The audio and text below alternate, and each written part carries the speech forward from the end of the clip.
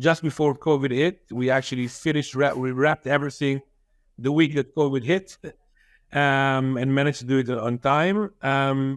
And this was in almost 150 countries, and this was on the BBC and GM, really all over the place. Welcome to 20-Minute Leaders. Just sit back, relax, and learn from the leaders of today. It's a journey. Each one is different, unique, inspiring. Let's get started. 20-Minute Leaders is a proud supporter of Make-A-Wish Israel and Tech to Peace, and is in proud collaboration with Secret Chord Ventures, J Ventures, Riverside FM, Fusion VC, Birthright Excel, J Impact, Leap, Google for Startups, and Hippo, and in media partnership with C-Tech.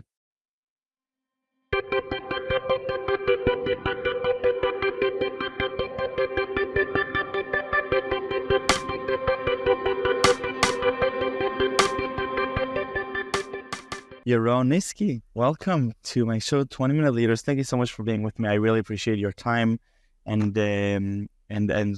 time you're about to spend with me beyond the time that you've already spent doing all the amazing work that you're doing. Today you're in the world of storytelling and storytelling of really high quality content that is both educational yet entertaining. You're working with some of the bigger names in the industry, either as colleagues or as presenters of your work, and you're also, your background is not just in the film industry, but you're also coming from tech as well. So it's an interesting transition to hear a little bit. And so I'm excited to dive into this world with you. Tell me a little bit about yourself. How did you even get into the business, and what do you really care about? Let's start there. Oh, it's a big question to start with. Start big and go big. Basically, yes. Before I had a brief encounter with the high-tech industry for 4 years in the end of the 90s, the early 2000s. But before that, I was writing stories. And after that, after everything collapsed, I was going up, and then I was crashing down with everyone else. And trying to figure out what to do with my life. And is that in your story? Is that in 2008 or 2000? No, that's I'm old. That's I started 98, 97 even, and until the 2001. The dot-com bubble. It was even worse than dot-com bubble. I was riding the bubble, and I was rushing with the bubble. Going up was fun. Going down wasn't that fun. But I'm happy it happened because I had to look for something to do. So I came back to stories. But then I had in this field 2 different careers, actually.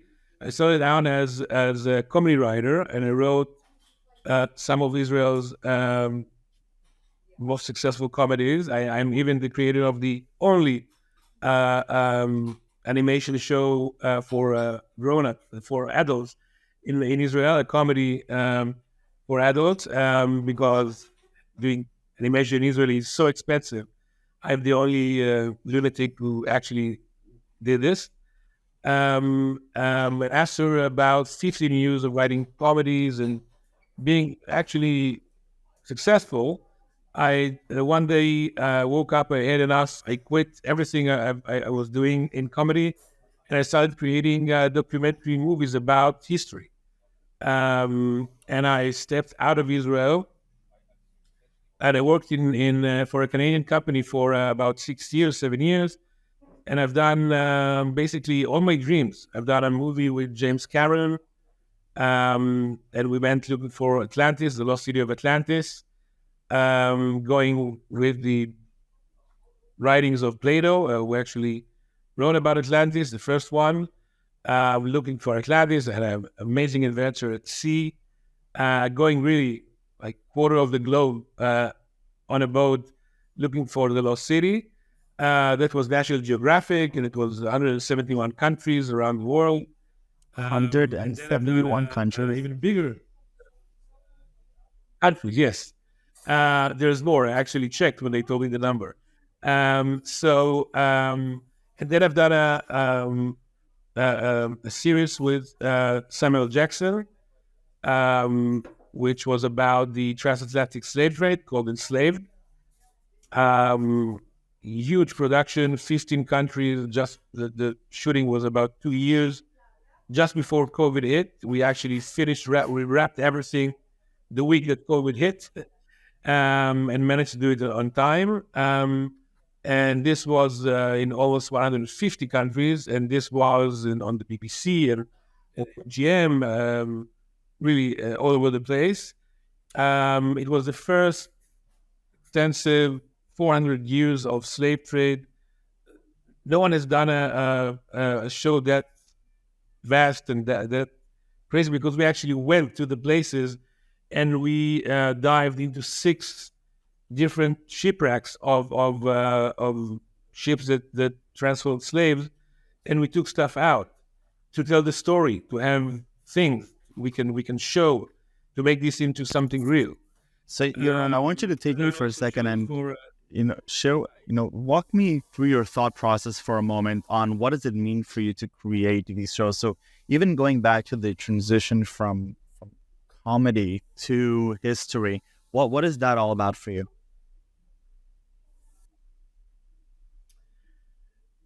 I'm doing what I like, basically. I'm trying to fulfill my dreams. I had dreams about comedy shows and about animation shows, and then my dreams changed, and I wanted to go around, like travel the world and tell stories about history.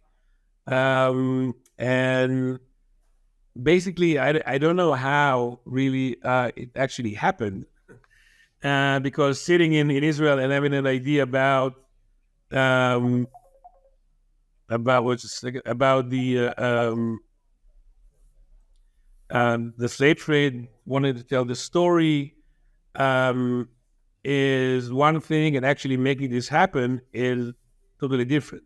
Of course, I worked for a Canadian company, which was easier. And it's basically having an idea, a crazy idea, checking, like I did with the high tech. First of all, you check if no one has made something similar before. If your brilliant idea has something similar, then there's no point of doing it. And I remember with Sling, I actually sat for a few days and done research, and it became clear that this is a huge story. You really have to watch the show to understand. More than 20 million people were trafficked, and 2 million people died at sea drowning. The numbers just blew my mind, and the story was horrible. But no one has done anything, no documentaries whatsoever about what happened. You can find documentaries about specific ships or specific events, but maybe no one was stupid enough to try to 400 years of history in one show.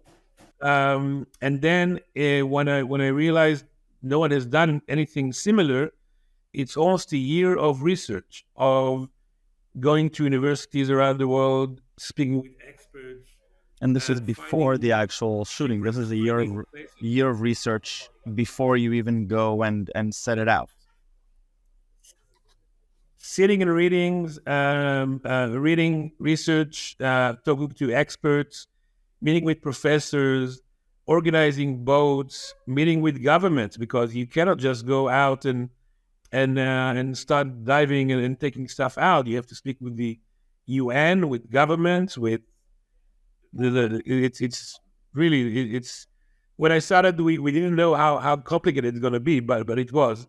And after a year, the Simcha Yacobovic, the person I've done this with, um, actually we managed to get Samuel Jackson, who we didn't know, and he read our pitch, and he said, I'm on board, I'm hosting it. And we just couldn't believe it. It was amazing. And once you have Samuel Jackson hosting a show, you can start raising money.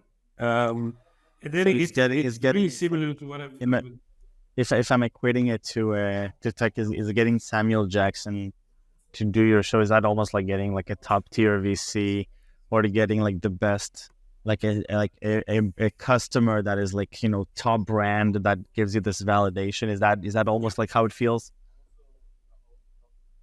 Yeah, it's the same. It's the same.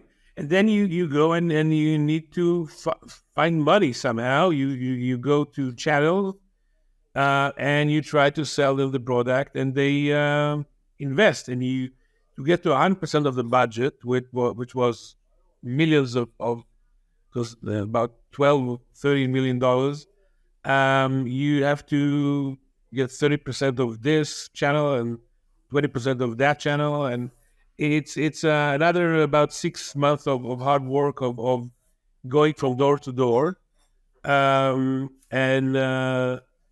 at the end, after almost 2 years of work, you start shooting. You actually open cameras and you start shooting and doing everything you dreamed about.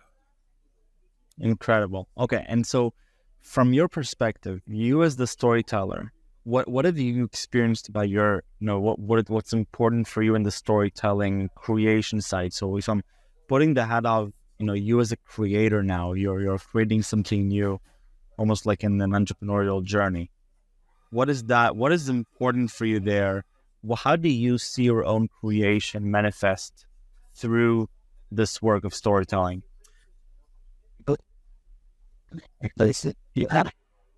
What I'm doing on all my productions is making sure it's gonna be something that young people would watch. Because I'm now for the past 8 years doing historical documentaries, which is very easy to do for an adult audience, slow moving historical numbers about something. But what I'm dedicated, and I think I'm sitting in or doing, is actually telling the story in an interesting way, finding something entertaining. Because I'm doing documentaries in a very high budgets, which means I have to provide the channel with good numbers of viewers. So if we're telling a story about the slave trade, we have action of actually going into jungles, into Africa, into South America, into the Caribbean, in diving ships. Some of this stuff was actually dangerous. And it's great television, and it's a great way to tell a story and give the audience information while they're being entertained. The same thing of the other stuff I'm doing. I'm always making sure it's gonna be interesting. It must be, at the end, it's television. It's entertainment. You must get the audience attention. And the fact that I'm insisting on doing historical documentaries shouldn't be colliding with the fact that it has to be fun. So I'm trying to make it as interesting as possible, which is not easy. Right. And I guess in the context of the type of work you've done, it's not always plannable. You sometimes have to be responsive to dynamic to what you're experiencing in, you know, in the world, because you're traveling, you're going around to different areas. You're not in a studio filming a scripted production always, right? So it's a different type of planning and mentality. You can plan it into an extent. You can put yourself, you can sit in the office and plan the fact that you will be on a canoe in a jungle in South America looking for ruins of a sugar factory, which I did. And then when you get to the actual canoe in the jungle, on the river, you suddenly realize the amount of snakes and alligators and tigers, and the fact that you are not the strong being in this environment, and it takes a completely different turn. So you can plan it into up to some point, but then on the field, you just have to flow with it. Yeah, I mean, that makes a lot of sense. What do you enjoy most about your work? if you think back over the last 15 years, what is it? What are the moments which give you the most joy as a creator?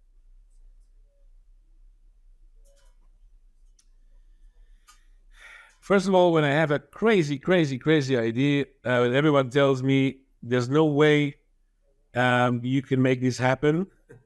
If it's animation in Israel or doing some crazy, crazy 15 countries shooting at something crazy with Samuel Jackson.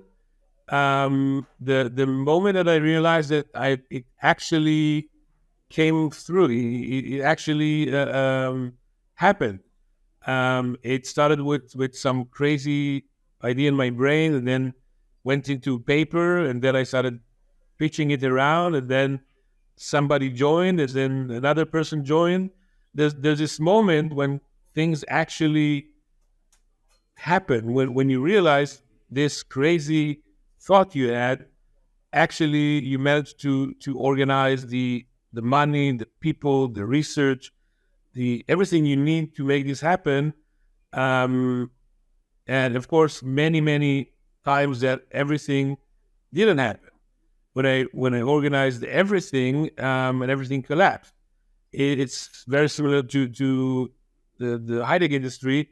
Um, you can only succeed in some projects, not in all. Sometimes everything is good. All the people involved are professionals, and you can make it happen. But I guess in tech and entrepreneurship, there's a lot of question of timing and market. How do you think through timing and market in the context of your work? Is that also a an impactful parameter, or is it less so? It is what I'm doing in the past 3 almost 4 years is different. I'm stopped traveling the world uh, all the time, and I came back to Israel. I'm not working in a Canadian company anymore. I have my own production company in Israel, and what I'm trying to do is actually do something that, again, I don't understand how no one have done this before. Trying to use the fact that Israel is sitting on the verge of the history of the Western civilization started here. Thousands of years of history, and unfortunately, even today, we still fill the news with everything that happens here. So what I'm doing is I'm trying to create content using the fact that I'm an Israeli, that I have great knowledge and connections with everything that everyone that working here on archaeology, history, science, everything that you can create shows with on about. And I'm trying to convince the world that they should buy it not from a Canadian or an American telling the story of the Middle East or Israel or Bible. They should buy it from the locals. And it's sometimes easier, sometimes like these days, it's very difficult. But the fact is, I believe it's a great economic opportunity because so many stories. And by the way, like the high tech industry, in the Israeli television, so many talents, so much talent, so much creation power that should be utilized to create stuff for the world. So I'm trying to duplicate the high tech industry in the television. I know that there's a lot of very successful content that came from Israel, scripted content, um, like Fauda and other stuff, even more successful. But documentaries that didn't happen yet, and I'm now. This is what I'm doing. I'm trying to make this happen. And incredible. Yaron, I want to leave with a note for other younger creators that are looking to either break into the industry or to tell their stories and follow the same type of interests that you do, not necessarily in terms of the content, but in terms of going out, having this dream, wanting to tell the story, even if it's crazy, doing the research and getting it done. And what do you what is sort of your number one perspective for them as they go on this journey?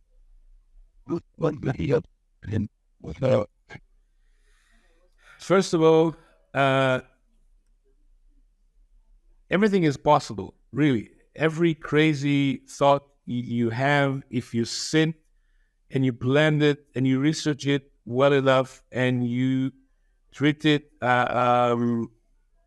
like a product, like something that can be made into reality, can be made into reality.